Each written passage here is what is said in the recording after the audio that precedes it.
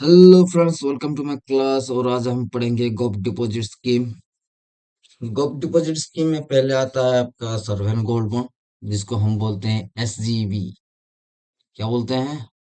एसजीवी। तो एसजीवी स्कीम में क्या आता है? एसजीवी स्कीम वो है जो कि गवर्नमेंट की बिहाफ में कौन इशू करता है? Reserve bank of India. कौन इशू करता है? Reserve bank of India. तो वो करने के लिए वो स्कीम में एलिजिबिलिटी कौन कौन है? एक तो इंडियन होना चाहिए, उसके बाद HUFs account, trust, university and charitable institution. ठीक है। कौन कौन? Indian, residential individual, HUFs, trust, universities and charitable institution.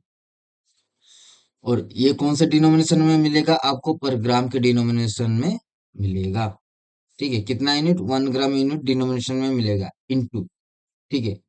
आप जितना भी ले सकते हो, लेकिन वो ग्राम ग्राम के हिसाब से मिलेगा। 1 ग्राम के हिसाब से आपको मिलेगा।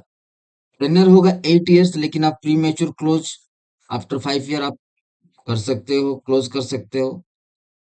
और आपको उसी ये में आपको 2.5 का इंटरेस्ट मिल जाएगा। कितने? 2.5% का इंटरेस्ट मिल जाएगा।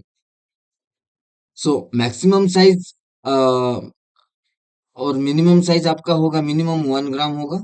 और मैक्सिमम आपको 4 kg for individual, 4 kg for HUF and 20 kg for trust and similar entities पर फाइनेंशियल ईयर।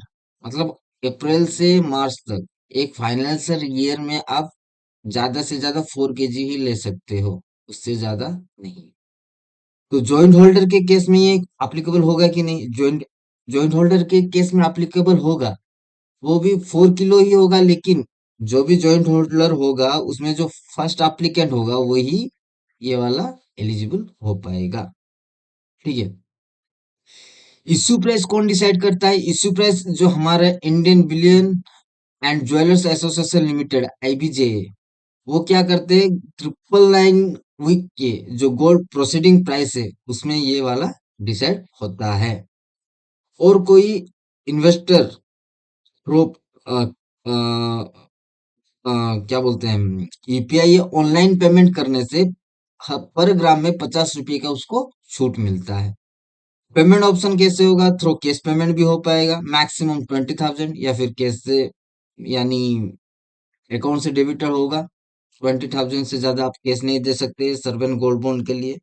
ठीक है। डिमांड ड्राफ्ट से ये हो पाएगा, या चेक या इलेक्ट्रॉनिक बैंकिंग से ये पेमेंट हो पाएगा। नेक्स्ट। तो इसमें आता है आपका रेट ऑफ इंटरेस्ट 2.50, मैंने आपको पहले ही बोला था। तो टैक्स रेजिम के लिए है 1961 के तहत 1.5 मैक्सिमम आपका हो पाएगा। टैक्स एलिजिबल आप इसमें कर सकते हो, रिडीम्पशन है। इसमें आप ट्रेडिंग भी कर सकते हो। ये वाला एसजीबी प्लेस करके आप ट्रेडिंग भी कर सकते हो। और कमीशन के हिसाब से जिसने किया है, जो सब्सक्रिप्शन लिया है और जो रिसीविंग ऑफिसर है, उसको आप क्या 1% का, कितना 1% का कमीशन मिलता है।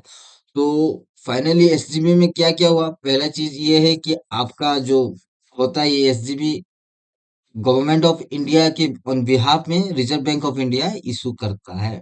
एलिजिबिलिटी कौन कौन है? इंडिविजुअल है, एचयूएफ है, ट्रस्ट है, यूनिवर्सिटी है, चैरिटेबल इंस्टीट्यूशन है। ठीक है। डिनोमिनेशन कहाँ कहाँ से मिलेगा? पर ग्राम के हिसाब से मिलेगा। ठीक है। 1 ग्राम से शुरू होके मैक्सिमम 4 kg। और यूनिवर्सिटी या चैरिटेबल, इसमें मैक्सिमम कितना केजी ले सकते हैं? 20 kg ले सकते हैं, उससे ज्यादा नहीं। लेकिन रेसिडेंटल इंडिविजुअल और एचयूएफ सिर्फ 4 kg ही ले सकते हैं। ठीक है। तो जॉइंट होल्डर के केस में 4 kg ही एप्लीकेंट होगा, और फर्स्ट एप्लीकेंट जो होगा वो ही एलिजिबल हो पाएगा। ठीक है। इसका इशू प्राइस कैसे होगा? 999 प्यूरिटी में, जिसमें जो आता है Indian bullion and jewellers association IBJA, ये वाला उसका प्राइस डिसाइड करेगा। और अगर आप ऑनलाइन पेमेंट करते हो एसजीबी के लिए, तो पर ग्राम में 50 रुपए का छूट है। तो कैश पेमेंट में आपको मैक्सिमम 20,000 ही कैश पेमेंट हो पाएगा। बाकी जो रहा डिमांड ड्राफ्ट, चेक्स और इलेक्ट्रॉनिक्स बैंकिंग से आप पेमेंट कर पाओगे। टैक्स रेडिम्पशन है इसमें, ठीक है, 5 साल का रहेगा। टोटल 8 इयर्स, 5 साल के बाद आप क्या प्रीमेच्योर क्लोज कर पाओगे। ठीक है। देख लेते हैं public provident fund. Public provident fund वो है जो कि आपका पैसा गवर्नमेंट को जाता है। ठीक है। इसमें क्या होता है, गवर्नमेंट बहुत सारा काम करता है। अभी देख लेते हैं।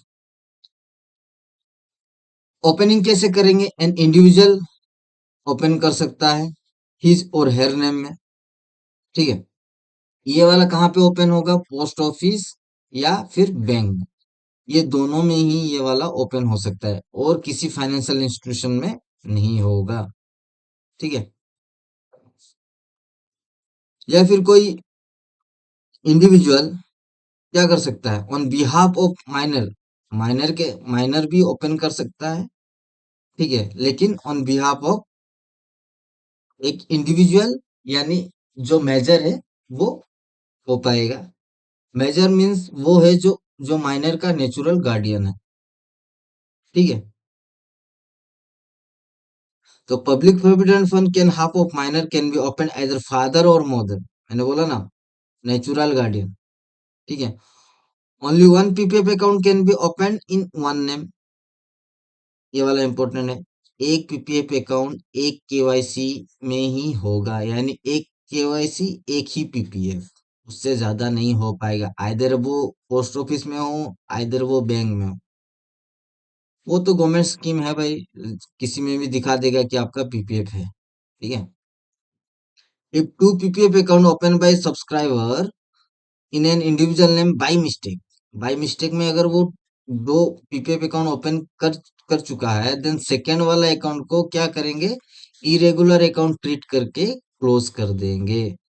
और इसमें क्या होता है, आपको इंटरेस्ट भी नहीं मिलेगा। अगर आपने सेकंड वाला पीपीएफ अकाउंट खोला है, मान लीजिए कि आप एक बैंक में पीपीएफ अकाउंट खोला है और आप जाके पोस्ट ऑफिस में खोल दिए, तो ये वाला आप डिपॉजिट करते जाओगे, लेकिन ये वाला आपका क्या होता है, सेकंड वाला जो पीपीएफ अकाउंट होता है, आपका क्या ट्रीट होगा, इरेगुलर अकाउंट ट्रीट करके इसको क्लोज करेंगे, और इसमें इंटरेस्ट भी नहीं मिलेगा। ठीक है। Non residential not eligible, NRI eligible नहीं है फॉर पीपीएफ अकाउंट। अगर एक रेसिडेंस पर्सन है जो कि नॉन रेसिडेंट थ्रू से करेंसी से आपका पैसा इनकम कर रहा है, जैसे हमारा यूट्यूबर्स हो गया, या फिर और कोई जो इंडिया में बैठ के फॉरेन एक्सचेंज में काम कर रहा है, तो वो वाला क्या होता है, वो पीपीएफ अकाउंट ओपन कर सकता है। तो इसमें क्या होता है, there is no bar in opening a PPF account by an illiterate subscriber. Illiterate subscriber भी ये ओपन कर सकता है। Blind person treated as illiterate, और ये कर सकता है। इसमें एज कुछ नहीं है, आप किसी भी एज में हो, ये वाला पीपीएफ अकाउंट आपका हो पाएगा। लेकिन power of attorney holder not operate any PPF account, power of attorney में आपका पीपीएफ अकाउंट नहीं हो पाएगा। जॉइंट नेम में भी पीपीएफ अकाउंट नहीं हो पाएगा। PPF account can also open by IBS retail user using internet banking. Internet banking के थ्रू आप बिना बैंक जाए पीपीएफ अकाउंट ओपन कर सकते हो। ठीक है। डिपॉजिट क्या क्या होगा, मिनिमम 500 होगा। ठीक है। और मैक्सिमम आपका होगा 1,50,000। 1,50,000 के पर भी अगर आप डिपॉजिट करोगे तो वो भी काउंट नहीं होगा, क्योंकि ये वाला जो है 500 से 1,50,000 वो 18C इनकम टैक्स एक्ट, के तहत 80C में ये आपका क्या है, टैक्स रिडिम्पशन है। तो इसमें क्या होता है, any account which the account holder having deposit 500 rupees in the initial year fail to deposit the minimum amount in the following years. तो क्या होता है, अगर आप एक साल 500 डिपॉजिट कर दिए और 2-3 साल डिपॉजिट नहीं किए, आप फोर्थ साल में जितना भी डिपॉजिट करोगे वो क्या करेगा, वो एक अमाउंट बता देगा कि आप 4 साल या 3 साल डिपॉजिट नहीं किए हो, यानी 1500 प्लस जो उसका चार्जेस होगा वो ऐड करके डिपॉजिट करना रहेगा। बाय डिफॉल्ट वही दिखाएगा, क्योंकि आप 500 डिपॉजिट करोगे तो वो नहीं लेगा भाई। ठीक है। तो नॉमिनेशन में, इसमें नॉमिनेशन हो सकता है। ठीक है। और इसमें आपको इंटरेस्ट मिलेगा 7.10, फिक्स है ये। लेकिन अगर no interest will be paid on mature PPF account in the name of NRI और एचयूएफ। एचयूएफ में आपका मैच्योर होने के बाद अगर वो एचयूएफ अकाउंट एनआरआई अकाउंट है पता चला, तो इसमें आपको इंटरेस्ट नहीं मिलेगा। लोन फैसिलिटी है, the first loan in the third financial year from the financial year in which account was open. Amount of loan restricted 25% of the balance including interest in the end of the first financial year। आपका 3 साल होने के बाद, 3 years complete होने के बाद इस account में पीपीएफ से आप लोन ले सकते हो। कितना होगा? 25%। फर्स्ट ईयर में जितना भी होगा अमाउंट, उसका 25% ही आप इसमें लोन ले सकते हो। विड्रॉ कैसे होगा देख लेते हैं। विड्रॉ कैसे होगा? Any time after the expiry of 5 years, ये 5 इयर्स का लॉकिंग पीरियड है, in the end of the year which the account was open. ठीक है। अकाउंट ओपनिंग के बाद जो 5 साल कंप्लीट होता है उसमें आप विड्रॉ कर सकते हो। विड्रॉ अमाउंट क्या होगा? Any amount not exceeding 50%। 50% से ज्यादा आप विड्रॉ नहीं कर सकते हो। of the amount that stood to his credit at the end of the fourth year immediately preceding the year withdraw, or at the end of the preceding year whichever is lower। ठीक है। इसमें आप 5 साल के पहले withdraw नहीं कर सकते हो, 5 साल के बाद जो भी विड्रॉ करोगे 50% होगा भाई। सिंपल सी बात है, ज्यादा बकवास किया है इसमें, तो इसमें ज्यादा कुछ चीज नहीं है। विड्रॉ में आपको 5 साल वेट करना है, लॉकिंग पीरियड। 5 साल के बाद आप 50% विड्रॉ कर सकते हो। ठीक है। The facility of withdrawal may be availed only once in a year, only for the account which have not become discontinued। वही अकाउंट जिसमें डिसकंटिन्यू नहीं हुआ है, हर महीना या फिर हर साल डिपॉजिट हुआ है, उसी केस में क्या होगा? आपको विड्रॉ मिलेगा। और क्या होगा? ये 1 साल में एक ही बार विड्रॉ कर सकते हो आप, ज्यादा नहीं। ठीक है। ट्रांसफर ऑफ अकाउंट, आप किसी भी बैंक से किसी और बैंक में, अभी मान लीजिए पीएनबी में है एक अकाउंट और आपको कनाडा बैंक ट्रांसफर करना है, आप ट्रांसफर इजीली कर सकते हो। या फिर बैंक से पोस्ट ऑफिस भी आप ट्रांसफर कर सकते हो पीपीएफ अकाउंट को, या पोस्ट ऑफिस से बैंक को भी पीपीएफ अकाउंट आप ट्रांसफर कर सकते हो। इसमें कोई तकलीफ नहीं होगा।